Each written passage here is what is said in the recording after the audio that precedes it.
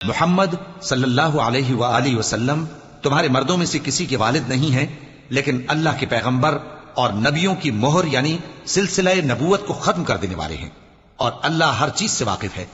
اے اہل ایمان، اللہ کا بہت بہت ذکر کیا کرو اور صبح و شام اس کی پاکی بیان کرتے رہو۔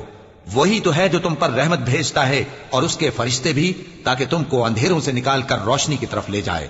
اور اللہ مومنوں پر مہربان ہے۔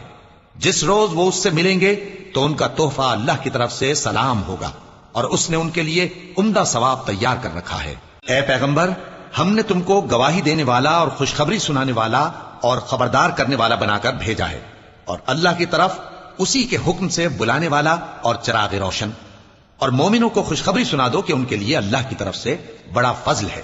اور کافروں اور منافقوں کا کہا نہ ماننا اور نہ ان کے تکلیف دینے پر نظر کرنا،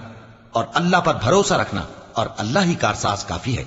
مومنوں، جب تم مومن عورتوں سے نکاح کر کے ان کو ہاتھ لگانے یعنی ان کے پاس جانے سے پہلے طلاق دے دو تو تم کو کچھ حق نہیں کہ ان سے عدت پوری کراؤ، بس ان کو کچھ فائدہ یعنی خرچ دے دو اور ان کو اچھی طرح سے رخصت کر دو۔